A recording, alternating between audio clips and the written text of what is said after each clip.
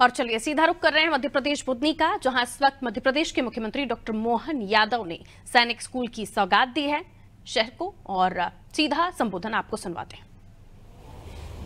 मैं तो सच मानो सबसे पहले तो विलंब से आने की आपसे क्षमा चाहता हूं, लेकिन माननीय प्रधानमंत्री जी और माननीय गृह मंत्री जी के साथ दो बैठकें अलग अलग होने के कारण से मैं विलंब से आया। लेकिन हम सब जानते हैं कि प्रधानमंत्री जी का और हमारे गृह मंत्री जी का उनके साथ बैठना, बात करना और प्रदेश की बेहतरी के लिए बात करना, ये भी सौभाग्य की बात है। मोदी जी का नाम ही पर्याप्त है। अगर वो हमको समय दे रहे हैं, इसका मतलब ही है उनका आशीर्वाद मिल रहा है।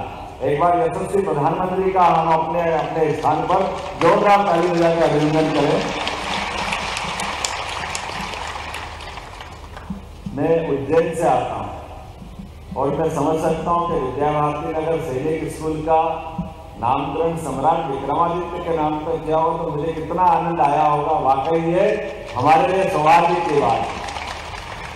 विक्रमादित्य यद्यपि इस धरती पे लगभग 2000 साल पहले की बात है, और 2000 साल पहले हमारे अपने प्रदेश के एक बालक ने अपनी जीवन के अंदर कितनी प्रकार की सुशासन की, साहस की, पराक्रम की, पुरुषार्थ की, वीरता की, न्यायशीलता की, दानशीलता की, क्या क्या मिसाल कायम की है। कोई उदाहरण इनके बराबर का हो सकता है क्या? कहने वाले तो कहते हैं कि भगवान राम के राज राज्य की उस वर्तमान की व्यवस्था को पुनर्स्थापित करने के लिए अगर 2000 साल पहले का इतिहास देखो तो विक्रमादित्य समान कोई योद्धा दूसरा नहीं हुआ। ऐसे सुशासन के प्रतीक विक्रमादित्य, जिनके जीवन के विविध पक्षों में कौन सा पक्ष उनका कमजोर है? कभी कोई कल्पना कर सकता है कि विक्रमादित्य के लिए वीरता की अगर बात आती है तो वीरता के लिए विक्रमादित्य की 32 पुत्रियों में से कहानी आती है। राजा भोज उनसे ठीक 1000 साल बाद हुए हैं, और राजा भोज ने अपने जीवन में बहुत सारे मामलों में बहुत बड़े पैमाने पर उनका व्यक्तित्व भी उसी प्रकार का विराट रहा है। सभी प्रकार के क्षेत्रों में उनका दखल, उनकी वीरता, न्यायशीलता, आयुर्वेद, शस्त्र शास्त्र, सभी प्रकार के मामलों। और विक्रमादित्य के बाद के कालवर्ती समय में हर एक किसी की कल्पना होती है कि अगर मैं राजा बनूं तो विक्रमादित्य के समान बनूं। इसलिए विक्रमादित्य के नाम पे उपाधियां चालू हुई, और उस उपाधियां के चलते चलते हर एक कोई अपना जब सुशासन की तरफ ले जाता है तो लोग सोचते हैं कि विक्रमादित्य जैसा होगा। तो विक्रमादित्य के उस दौर में 1000 साल बाद हमारा भाग्य एक राजा भोज अपने राजा हुए, और राजा भोज ने अपने शासन की व्यवस्था में वो सारी चीजें हासिल करते हैं। तो ऐसा कहते हैं कि वो विक्रमादित्य के सिंहासन पे बैठने का उनका भी मन हुआ, और ऐसा लोग बोलते हैं कि वो पुतलियां जो 32 पुतलियों का उनका सिंहासन था, वो एक हर पुतली अपने अपने अलग अलग प्रकार के विभाग की दक्षता की बात करती है। 31वीं पुतली बात करती जब भोज सिंहासन पे बैठते और एक एक करके जवाब से असंतुष्ट होकर के पुतलियां वो सिंहासन छोड़ के जाती रहती है। तो 31वीं पुतली से विक्रमादित्य ने कहा कि अब मैं इस सिंहासन पे बैठने लायक हूँ क्या? तो उन्होंने कहा मेरे प्रश्न का उत्तर दो तब आप इसके लायक रहोगे। तो उन्हें आपका प्रश्न क्या है? तो उन्होंने कहा प्रश्न ये है कि विक्रमादित्य समान आप अगर वीर हो तो वीरता के लिए आपको प्रमाण देना पड़ेगा। तो प्रमाण? बोले हाँ। क्या प्रमाण? बोले ऐसे आमने सामने की सेना है, और सेना हर हालत में युद्ध आपको जीतना है। दोनों तरफ प्रचंड सेना है, और सेना का संचालन आपको करना है, और संचालन ऐसी कुशलता के साथ करना है कि जीत की तरफ आपको जाना है। अगर आप युद्ध जीतोगे तभी आप विक्रमादित्य के समान रहोगे। आप बताइए आप किस प्रकार से उस युद्ध का संचालन करोगे? अब ये सारी बात सुनकर के राजा भोज बड़े विद्वत्ता के साथ ध्यान देकर के जवाब देते हैं कि एक बात तो सही है कि जब आमने सामने की सेना है और विराट स्थिति में सेना है तो मैं ऐसे स्थान पर युद्ध में खड़ा रहूंगा जब मेरे सेना का मेरे हाथ में नियंत्रण रहे, मेरे नियंत्रण से बाहर नहीं होना चाहिए।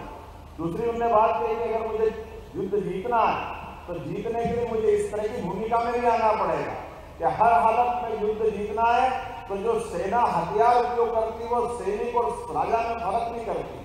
तो इसलिए उनकी उस मार्ग की व्यवस्था में हर हालत में युद्ध की तरफ अगर मेरे को जाना है तो मेरे अपने आप का भी ध्यान रखना पड़ेगा कि मुझे युद्ध जीतना है। इसलिए मैं ऐसी व्यवस्था में इस स्थान पर खड़ा रहूंगा कि मैं अपने आप को बचा के युद्ध जिता के ले जाऊं। पुतली से कहा था मेरा उत्तर पूरा हो गया, आपका क्या मत है? पुतली ने कहा बस आप फेल हो गए। उन्होंने कहा मैंने क्या गलत बोला? तो बोले विक्रमादित्य अगर ये होते तो विक्रमादित्य वो क्या करते, उनका जवाब बता दो। बोला आपने कहा कि मैं ऐसी जगह खड़ा रहूंगा जहाँ हथियार मेरे पे असर नहीं डाल पाए। इसका मतलब आपके मन में कायरता आ गई, आपके मन में डर आ गया। वो जहाँ डर है वहाँ विक्रम हो ही नहीं सकता, इसलिए आप विक्रमादित्य के बराबर नहीं हो सकते। ये उस समय का उनका जवाब। विक्रमादित्य का मतलब ये मौत अगर आना है तो 7 ताले में आ जाएगी। इसलिए मौत का भय जिसको जीवन भर कभी रहा ही नहीं, उसका नाम विक्रम। और सही अर्थ में विक्रमादित्य तो एक उनके खुद के लिए भी उनका नाम तो सहसान था। विक्रमादित्य तो उनको उपाधि दी गई जो विरुद्धार्थी क्रम को सुक्रम में बदल दे, वो विक्रम होता। इसलिए उस काल में उपाधि के नाम से उनको जाना गया था। और ऐसे में ये सैनिक स्कूल की हमने खास करके विद्या भारती ने जो नया अंकुर आज नया संकल्प लिया है, तो मैं आप बधाई देना चाहूँगा। और एक और बात, खास बात कि मैं तो उम्मीद करूँगा कि आपके केवल यही नहीं और भी ऐसे स्थान पर आप जहाँ जहाँ खोलना चाहोगे, आपके लिए मध्य प्रदेश सरकार पलक पावड़े बिछा करके मदद करने के लिए तैयार रहेगी। आज के बदलते दौर में अगर ये नहीं कर पाए तो कब कर पाएंगे? और विद्या भारती ने पूरे देश में तो क्या दुनिया में अपनी पहचान बनाई है। पूरे देश में 2 विश्वविद्यालय, ऐसे हजारों अपने विद्यालय और शासन की व्यवस्था में एक तरह से आप मदद कर रहे हैं। और हमारे यहाँ ये जो ज्ञान अर्जन के मंदिर के नाते से जो विद्यालय की जो अपनी विद्या भारती की पहचान है, आज के दौर में तो उसकी महत्व ज़्यादा बढ़ गया है। वर्तमान के दौर में नई शिक्षा नीति के परिप्रेक्ष्य में निश्चित रूप से विद्या भारती के विद्यालय और विद्या भारती का पूरा ये विद्या अध्ययन अध्यापन का जो क्षेत्र है, परमात्मा करे और बढ़े। और शासन और बाकी व्यवस्था में समाज में भी एक विशेष स्थान हमने विद्या भारती के माध्यम से बड़ा बनाया है। मैं आप सबको बधाई देता हूं और एक नए विद्यालय के प्रारंभ की शुभकामना देता हूं। बहुत बहुत धन्यवाद। भारत माता की जय।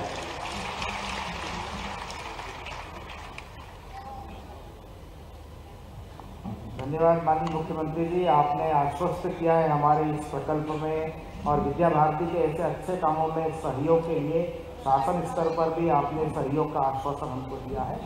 आभार ज्ञापन के लिए मैं सरस्वती विद्या प्रतिष्ठान के सम्मानीय अध्यक्ष मोहन जी गुप्ता से आग्रह करता हूं कि वे इस आयोजन में आभार ज्ञापन करें।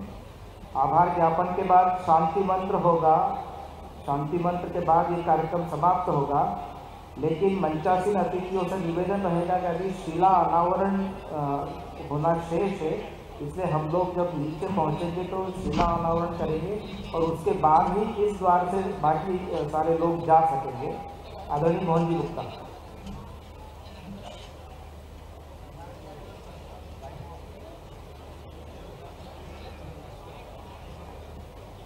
विद्या भारती मध्य भारत प्रांत के इस बहुआयामी प्रकल्प सम्राट विक्रमादित्य सैनिक विद्यालय के भूमि पूजन समारोह में जिनका आशीर्वाद हमको प्राप्त हुए, ऐसे परम पूज्य श्रद्धेय उत्तम स्वामी जी महाराज, राष्ट्रीय स्वयं सेवक संघ के अखिल भारतीय कार्यकारिणी के सदस्य माननीय सुरेश जी सोनी का मैं हृदय से आभार व्यक्त करता हूँ।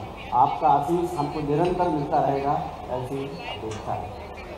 कार्यक्रम में अत्यंत व्यस्तता के बाद भी प्रदेश के माननीय मुख्यमंत्री मोहन जी यादव का हमको समय मिला, इसके लिए हम हार्दिक आभार व्यक्त करते हैं। और जो बात मुख्यमंत्री जी ने कही, कल जब हम उनसे आमंत्रण देने गए थे तो उनकी बॉडी लैंग्वेज जब उन्होंने पढ़ा सम्राट विक्रमादित्य, तो उन्होंने कहा इस प्रकल्प के लिए मैं इस तरह से हाल करके तन मन धन सब